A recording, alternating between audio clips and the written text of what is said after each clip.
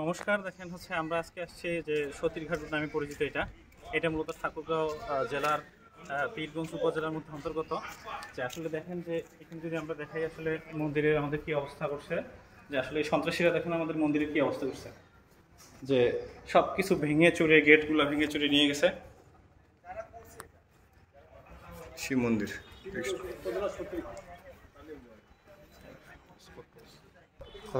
তারপরে আসলে দেখেন যে এইটাকে ভেঙে চুরে কি অবস্থা করছে। এই যে হচ্ছে এখানে ভেঙে চুরে সবকিছু একবারে কি অবস্থা করে ফেলছে আমাদের। এই জায়গাটাকে বলে, এই জায়গাতে ধামের অনুষ্ঠান হয় শ্রীকৃষ্ণের নামে। আমরা এখানে ধাম অনুষ্ঠান করি ভগবান শ্রীকৃষ্ণের। এবং এটা পার্শ্ববর্তী, এটা হলো একটা ছাউনির মতো, যে ছাউনিটা পুরোপুরি ভেঙে দিয়েছে। প্রতিটা দেখুন, প্রতিটা আপনাকে আমি এক এক করে দেখাবো। প্রতিটা পিলার ভাঙা হয়েছে, প্রতিটা পিলার ভাঙা হয়েছে। এখন কথা হলো যে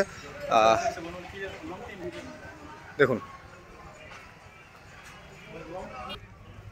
আচ্ছা দেখেন এই যে কি অবস্থা করছে। এটা একবারে ধরেন সবকিছু ভেঙে চুরে কোথায় নিয়ে চলে গেছে। এইখানে সবকিছু ভেঙে চুরে লুটপাট করছে, টিন থেকে শুরু করে সবকিছু ভেঙে ফেলছে।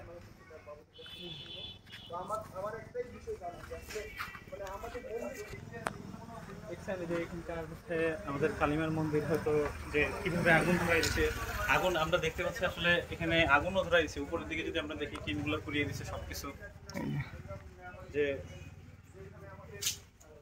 আসলে আমরা সনাতনীরা যে জায়গাগুলোকে পবিত্র মনে করি, আর সন্ত্রাসীরা সেই জায়গাগুলোকে কি অবস্থা করে রাখছে আমাদের।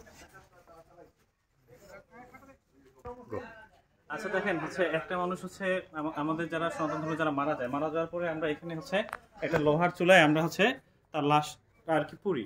কিন্তু দেখেন এই সন্ত্রাসীরা এটা কি করছে, যে লাশ পুরার এখানে যে চুলাটা ছিল, লোহার চুলাটা, সেটা পর্যন্ত নিয়ে চলে গেছে। তারপরে এই পাশে হচ্ছে যে এই পাশের ঘর থেকে লুটপাট করছে। এখানে যতগুলো টিন ছিল সবগুলো টিন নিয়ে চলে গেছে। এখানে মন্দির ছিল, এখানে একটা মোটর ছিল, সেই সব কিছু পর্যন্ত নিয়ে চলে গেছে। উপরের দিকে ছাদটা, এই ছাদে হচ্ছে যে সবগুলো টিন ছিল সবগুলো আসলে নিয়ে চলে গেছে।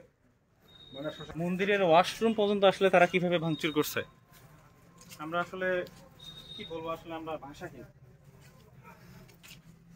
এখানে একটা টিউবওয়েল ছিল, টিউবওয়েল পর্যন্ত হচ্ছে ভেঙে চুরি নিয়ে চলে গেছে। তারপর হচ্ছে দেখেন এই যে এগুলো হচ্ছে যে এই যে নাম হচ্ছে যে সতীরঘাট শ্মশান ঘাটের হচ্ছে যে এখানে আসলে এখানে কি ছিল, এখানে মূর্তি ছিল। আচ্ছা এখানে দেখেন আমাদের মূর্তি ছিল, মূর্তি যে দেবতাগুলো থাকে নাগানো, এখানে কি মূর্তি দাঁড় করানো? হ্যাঁ, দাঁড় করানো ছিল। দেখছেন যে আসলে যে এইখানে একটা মূর্তি দাঁড় করানো ছিল, আপনার এই জায়গায় একটা মূর্তি দাঁড় করানো ছিল, ওইখানে একটা মূর্তি দাঁড় করানো ছিল। ওখানে হনুমানের যে আমাদের মূর্তিগুলো ছিল, আর ওইখানে ছাউনি সহ নিয়ে গেছে।